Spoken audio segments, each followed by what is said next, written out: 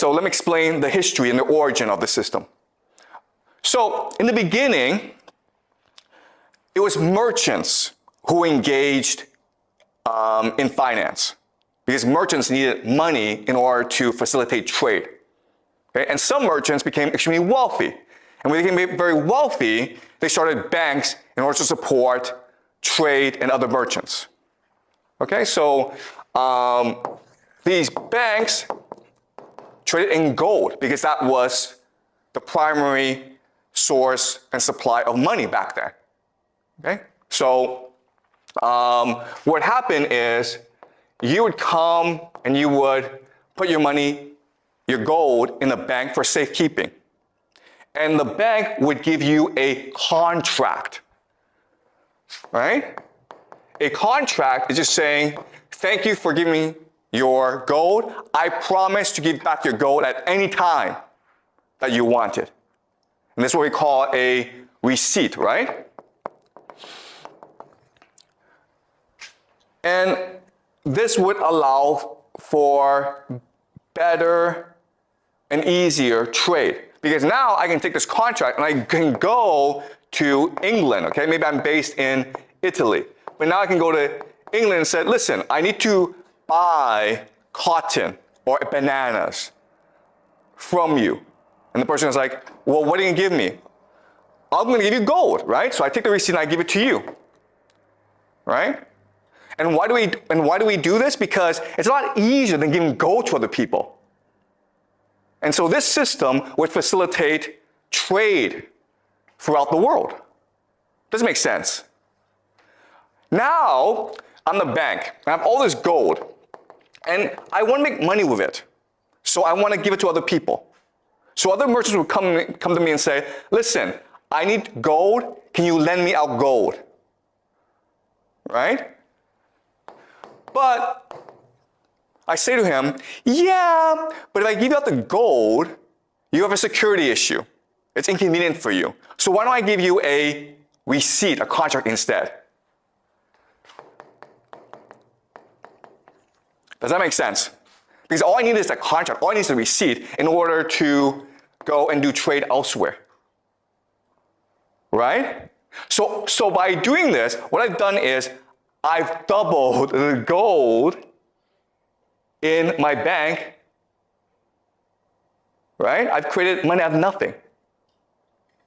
So the gold is still 5 million. That hasn't changed, but the receipt is now 5 million plus 5 million. So theoretically, I now have 10 million in the bank. All right? So that's how money and finance works. Now, there's a problem with this system. What's the problem with the system? What do you mean?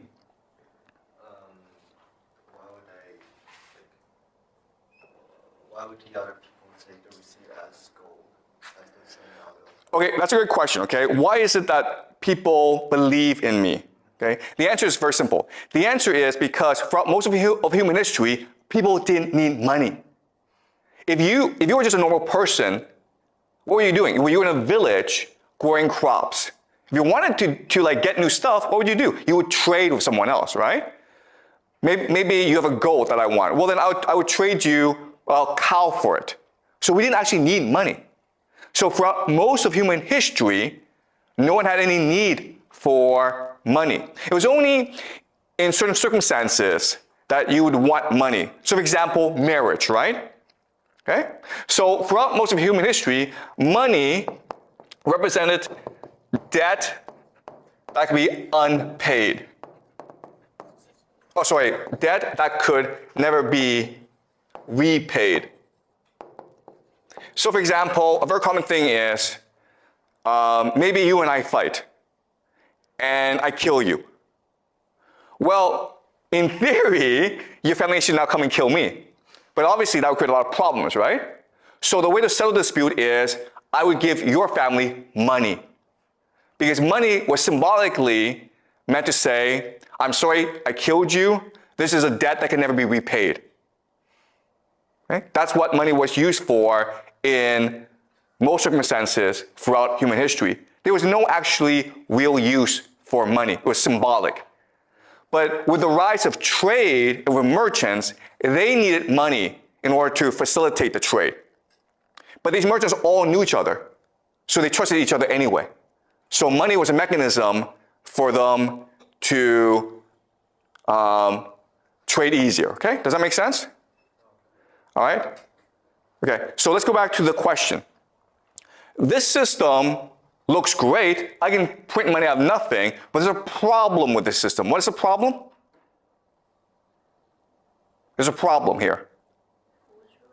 Like you can forge the receipts and, the money fakes. Okay, that's actually a great question, okay? So, yeah, is it possible to forge the contract? Okay? So, that's a really good point. The problem is, so the answer is that they all knew each other anyway. Okay, because it's a very small circle. Again, we have not reached the modern period where it's a lot of people using money. If that's the case, then forgery becomes a problem. We'll discuss this in future classes, okay? Counterfeiting. But at this point in history, forgery is actually not a big issue. There's actually a bigger issue. And it's a huge issue. What's the issue? I have $5 million of gold, right? There's about $10 million of gold out there in receipts. What's the problem with that? The problem is that if everyone wants to go at the same time, I go bankrupt, right? Because I lose my reputation. The contract says that at any time you want the gold, I must give it to you. But if I have if there's $100 million in gold contracts, but I only have $10 million in gold, only if 15 million wants the gold back, then I'm screwed. This is what we call a bank run. Okay, a bank run. And this is a huge problem for merchants. Okay? There's also another problem with the system, and the problem is this. Who do I usually lend my money to? Do you guys know? If I'm a bank, if I'm a merchant, who do I usually lend my money to? Okay, guys, today we lend the money to entrepreneurs. But back then, there really weren't entrepreneurs. There were kings and noble people. And what did they do all the time? Why did they need money? To fight wars, okay? That's why there was a demand for gold. Because if I'm a king, I need to fight a war, usually against my brother or someone else to control this territory, right? Now, the problem with this is I could get killed, in which case, oops. But also, what's much more common is the king would be like, screw you, bank, I don't need to pay you back. Okay? So there's actually a lot of risks with this system. So over time, develop a system to mitigate or reduce this risk. Okay? What would they do? What they would do is they would create cartels. Cartels are just partnerships. So maybe this bank works with another bank, throughout Europe. And the way they establish these cartels is usually through intermarriage, right? They would marry each other, they would combine together. And that way, let's say 15 million of receipts wants back the gold, but there's only 10 million. Well, guess what? You just go to another bank. Okay? And let's just say a king decides, I'm not going to pay you back, bank. Well, your bank works with other banks to establish a new enemy to kill the king to get the money back. Do you understand? And this system is what we call today central banking. And what you will learn in this class is central banking controls the world today. Okay?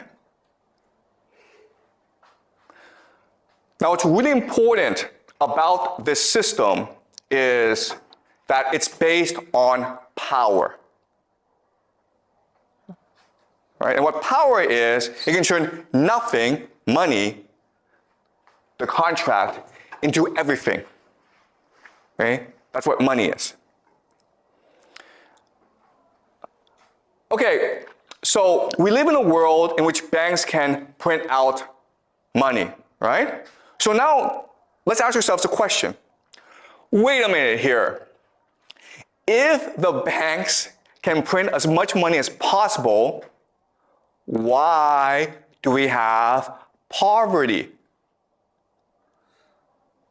Right?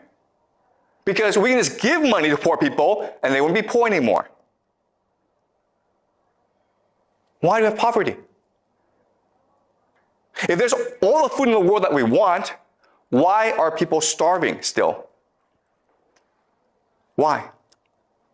Because we don't have limited resources. Okay, so we don't have limited resources, we have scarcity, okay? Right? So that is the common answer, scarcity. We have poverty because of scarcity. But I already told you this. They can print money out of nothing. So money is infinite. Money is an infinite resource. So why do we have poor people then? That's kind of strange. Like money, aren't money just used for trade? They still have limited resources, and the actual needs. Okay, so you see what's happening is this. You all believe money is scarce, okay? I just spent the past 10, 20 minutes explaining to you, it's not scarce, it's infinite. Because it's just a number. We can at any time print out as much money as we need, okay? So that's how power works. Power has brainwashed you into thinking something that is not true. You've been taught from the first day that money is scarce. But it's not scarce, it's infinite. And no matter what I say to you, you still believe this, okay? So you have to get that out of your head. Money is not scarce, it is infinite. So let's go back to the question. Why is there poverty in this world? Why do people starve? Why is there inequality in this world? Why are there poor people? Why are there rich people? What's the answer? Because they don't print infinite money. Okay, because it's scarce. So guys, this is amazing, okay? You guys can't get out of your head.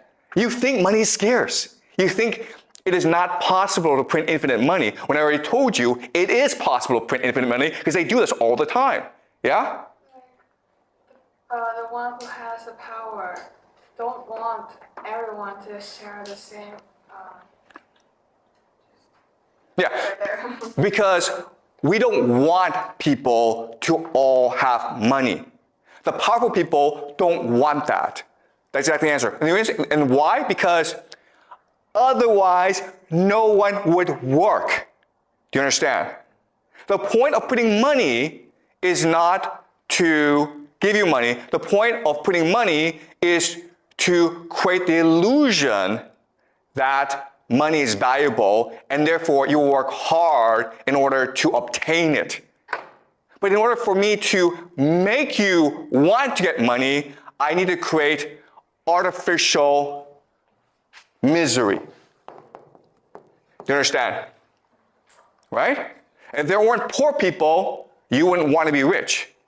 It's only because you see people suffer that you would want to go make money for yourself. What do your parents tell you? Your parents tell you, work hard in school, make a lot of money. Otherwise, you're going to end up like a poor person. Right? Well, guess what? If there are no poor people, your parents couldn't say that to you. And you wouldn't want to work hard in school. Right? That's why we have poverty. Because poverty creates the illusion that money is valuable.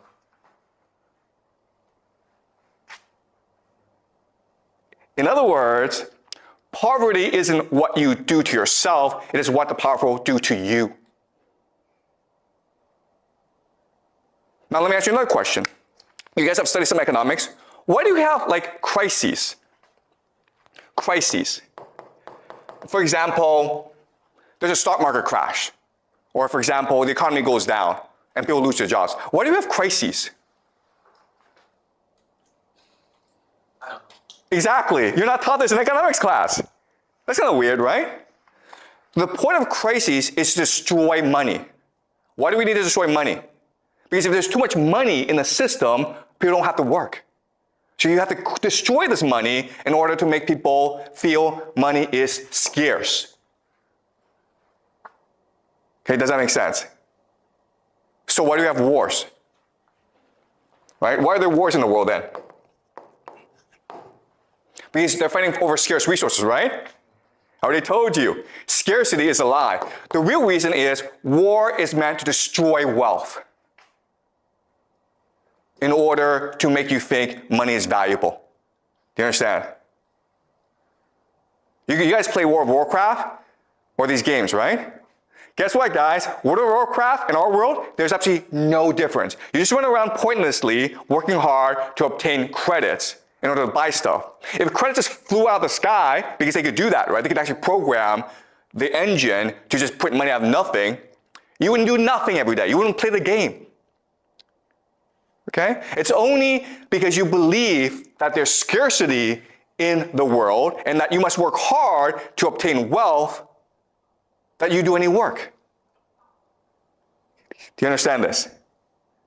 Okay? So this world that we live in, it's a complete illusion created by central banking in order to make us work as hard as possible.